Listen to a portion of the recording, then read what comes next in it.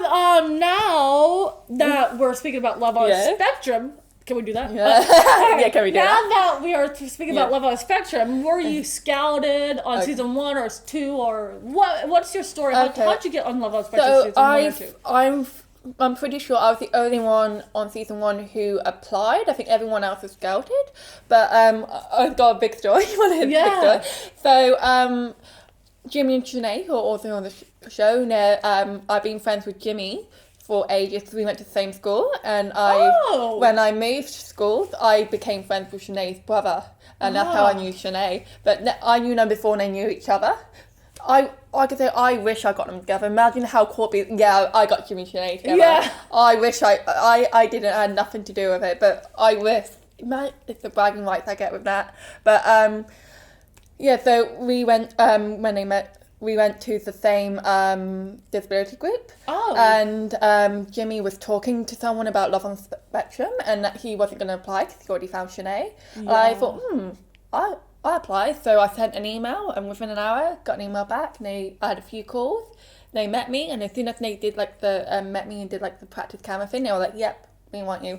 Oh wow! So yeah, and then they asked me do you know anyone else with autism? I said no, but I know a couple, Jimmy and Sinead. And they were like, "Can you get in contact with them?" I'm like, "Yeah, sure." So I gave them a number, and that's I got the rest of history. But yeah, that's actually fantastic. I know. I managed to get them up. So on you. Yeah, I wouldn't be on the show without overhearing Jimmy, and they wouldn't be on the show without me. So that's awesome. So we owe it to each other, but that's awesome. I know. Oh, it's so sweet. I know, yeah. So we helped each other out, but so I think everyone else was scouted.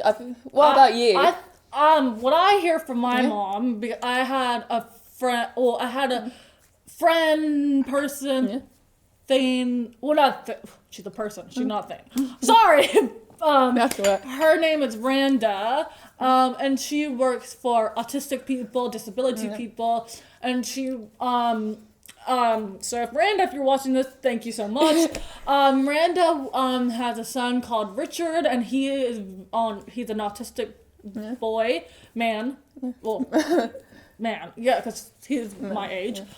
So I would never call him a boy. Sorry. So Randa, I was she scouted me and talked to Love on a Spectrum. But then the thing is that but the first thing is that I was going to I got an audition call from Love on a Spectrum season 1. That I was in SeaWorld, right, Mom? Yeah, SeaWorld. Yeah. I was in SeaWorld.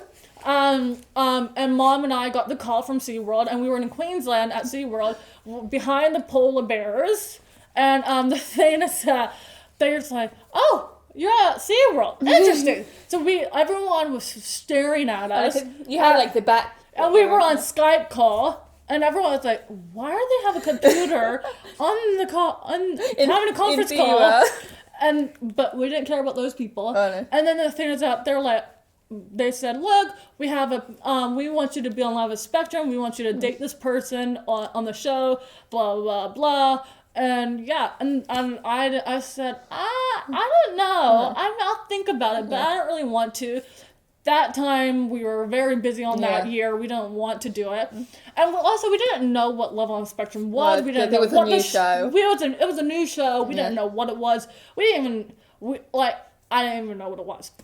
Then the next year they actually remembered very well our audition that it was at SeaWorld behind the polar bears and all that. They're like, "Hey, Teo, look, I loved you on at SeaWorld with your audition video and saying that, do you want to come on season 2? That time we have watched season 1 of Love on the Spectrum, so we remembered you." And then Mom and I were like, "Okay, so we actually watched the show. We'll give it a few more weeks to think about if we want to."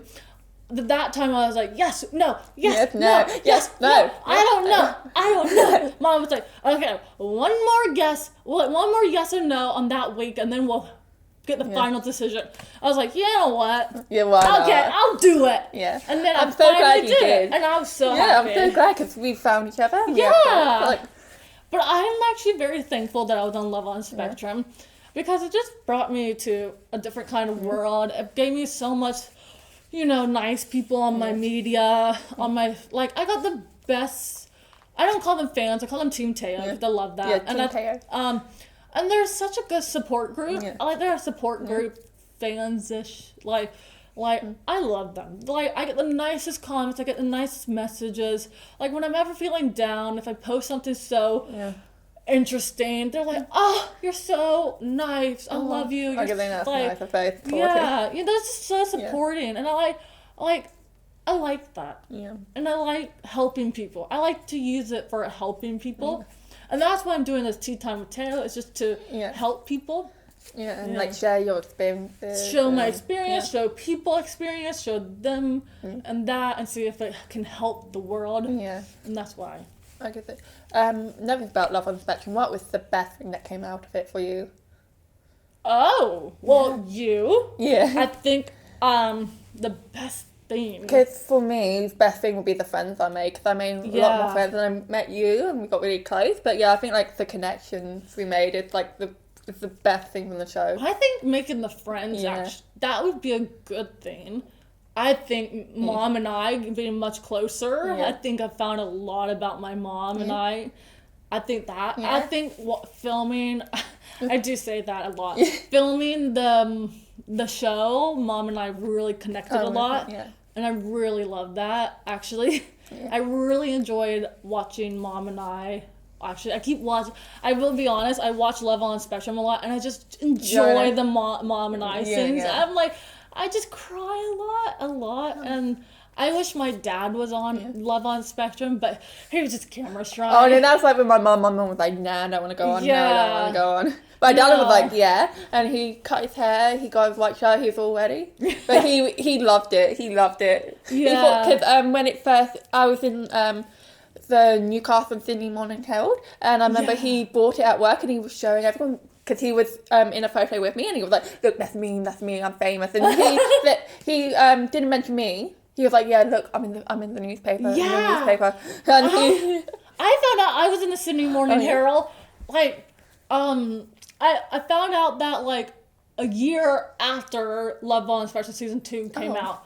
And I was like, wait, what? I was on the Sydney Morning Herald, and I was like, how come I never knew that? I'm on the newspaper. I knew because they interviewed me, and they did like photos with me and my dad. And my dad, I think it was originally supposed to be for me, but I think my dad wanted to get in, and they kept hinting, and they just let him get in. Yeah, or I might have found out 2 years after. I might have just found out like maybe a month or two ago. I think I found out just recently. Oh no, but it would have been good if you bought the actual newspaper. I know. My dad bought it. I wanted to buy it when I was like, darn it.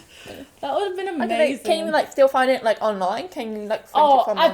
I found the link. The article, I know the link, so I put it on my favorites on my phone. Yeah. But that would have been so I have the link. I probably read it like a few years ago. I can't remember. And I had a photo with me and Cassandra and Michael. Oh, is it? Oh yeah, I know what one you want about. Yeah. So that was amazing. Yeah. And what was the photo shoot like for you? So I was season 1. Yeah, I wasn't in the season 2 one.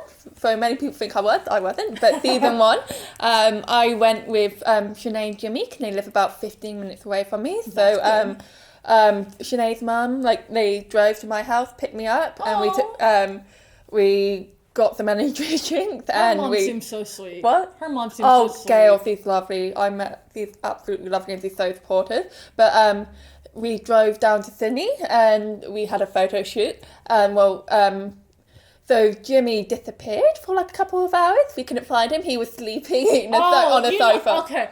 Oh no, he was sleeping on a sofa. Oh no, he went. He like snuck off and slept on a sofa. Oh, okay. And we couldn't find him, and we just found him on the chase lounge just sleeping. Okay. I know he almost missed the photos, but oh no, I know we didn't. He got up, but yeah. I was like, is he okay? Yeah, he's fine, but me and the other nervous. Yeah, so me, Shanae, Olivia and Maddie, we were in the makeup room, and like we were listening to music. Aww. And we had it really loud, and Keen came in and was like, turn the music down. So we turned it down, and as soon as he left, we turned it back up. Yeah. And he kept he was like, you better be down. I'm like, yeah, it's down. That's awesome. Oh no. With the photo shoot for season 2, oh my god, I adored it. Yeah. But I was wearing the sparkly shoes that I have, that I own. But I haven't worn, I mean, I always wear high heels, sometime. I wouldn't say always, but these high heels I haven't worn in a long time. But then I wore them for the photo shoot. They were killing me. Oh yeah. But I'm like, man, I forgot to wear high heels for a while because I wasn't used to it because of my arthritis. And then I was like, oh my God. So, and then, the dress that was down there? Yeah, so in the photo shoot when I was on the couch or the floor, I took off my shoes. Oh. So I was actually in barefoot. Oh, no. But when I was standing next to Michael and all that, I was in the shoes. I was with the shoes. That's why you see me like this. I was like, I'm in pain. I wasn't allowed to sit down. I had to stand up, and they said that I looked better standing up. But I did not sit down for hours because as soon as I finished one shoot, I have to go and redo my makeup. I have to go. So. Yeah. Oh no. No, but I'm pretty happy with the photos. You look really beautiful. And so do you. Oh, thank you. I like your one when you're doing that. Yeah. I would love to make Trevor the photo shoot. Yeah. But, no, but I'm pretty happy with the photos that I got. I didn't like. I didn't actually, when I was getting photographed, I was really playing with it. I was like, do that. Yeah, I know. I saw you. You were like posing. I was posing. And you did like this. And then the photographer was like, how do you know all these poses? I was like, I'm a model. Yeah, and I've done modeling some stuff and all that. I know more than you. And I was I'm doing kind of some modeling stuff. I kind of know modeling and all that. He's like, I could tell because you are really knowing all this compared to these guys. Yeah. I was like, okay. The shade. The shade. I was like doing, Yeah. Look at me, I'm fabulous. Yeah. But I was like, no. But then when Cassandra came, I was like, oh my gosh, she's gorgeous. Yeah. Like, Cassandra was so good at the photo shoot. She was like, that and that. And I was like, okay, she could be a model. Because when I did the photo shoot, I was like this. And they were like, I was like, this. I was like, Chloe, you need to be more natural. And I'm like, okay, fine. Yeah, they wanted natural stuff. Yeah. No, but with Cassandra in the photo shoot, she had that big hat thing. Oh, yeah, the feather thing. The feather thing. I know, it was gorgeous. I was like, I look at that thing. I like the feather thing. I just want to play with it. It's like a carnival thing. Like I want to play with it. I just want to. Yeah. I just want to blow with it. Yeah. It was interesting. I know it was weird because she had to wear it for one photo shoot, but it wasn't one with the big group one. Yeah. But then they never used that photo, and it was funny because Michael and Mark, when we were in there, they're like, "What is that?" Yeah. That was so hilarious because they're like, "Is that supposed to be on her head?" So anyway, what was it like with the Mark? Wait, so what was it like with the Mark date?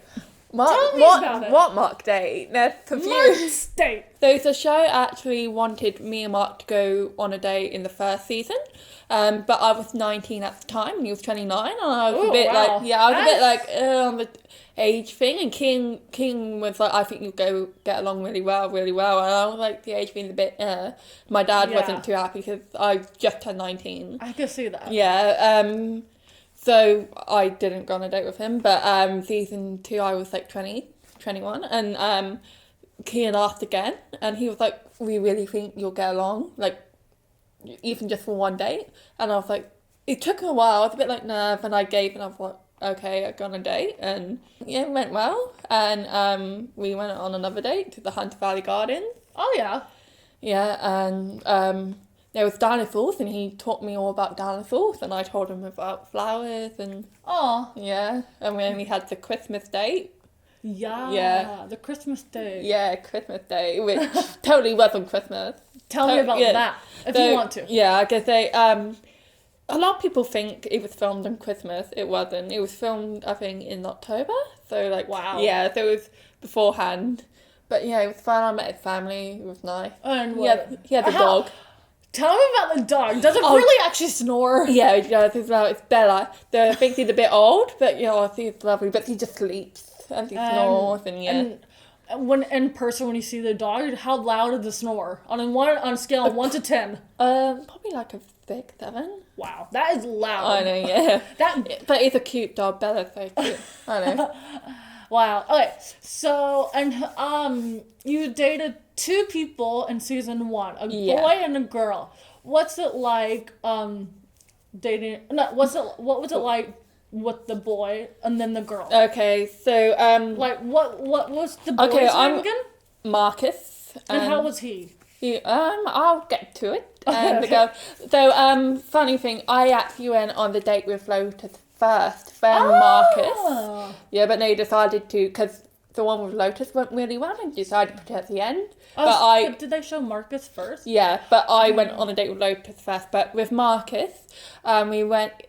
He travelled all the way down from Sydney to Cayes Beach. Where's that? Where I live, Murray's Beach. Oh. So it's literally Cayes Beach, like 10 minutes away, and he was nice, but it was there's a lot cut out. But he was talking. Well, obviously, you saw the gay porn. And he was talking about other things, and it was very awkward. And I was just there like, okay. And he was like, I like Mexicans. I'm like, okay. And I was like, I'm not Mexican. He was like, yeah, I know. And he wasn't very happy, but it didn't go very well. But so, what was it like dating a guy and a girl in season 1 of Love on the Spectrum? Because and in general as well, just in general. I don't know. I've dated more guys than girls, but I feel like a big, like, all the girls I dated, I had a bigger connection, and I felt, because it's really hard to explain. It's just, when boys are, like, when someone asks me out, I usually say yes, because, you know, like, I don't want to say no, don't want to be rude, and it might be something, but, like, all the boys I dated, it doesn't really last very long, and it just, it ends a bit messy, and, like, there's not really, I don't know, there's not really, like, an attraction or anything, but, like, when I dated a few girls, but with the girls, it's so much different, like, it's, I don't know, it's really hard, like, I find, like, a deeper connection with girls. So, is that saying you're more attracted to girls? Yeah, I think I'm more attracted to... I'm more attracted to girls, but, like, I'm still, like, figuring things out, and I'm still one, like, I'm still, figuring things out, and but I think all good. I think I'm open to dating anyone, and like with a new experience, and it might turn out well, it might not, but you know, give everything a go.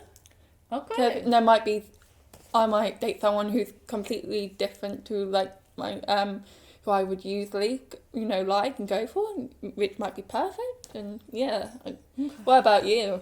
Me? Okay.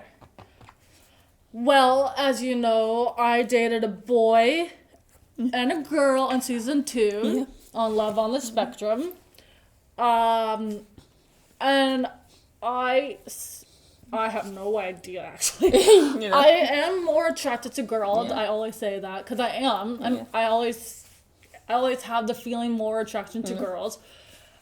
I don't really have the attraction to boys. I think they're cute sometimes. I do think boys are cute. But you don't really want to be romantic. I don't want to be romantic. But the thing is that I don't think I want to be attracted. I mean, I'm always attracted to girls. I always think they're sexy and all of that.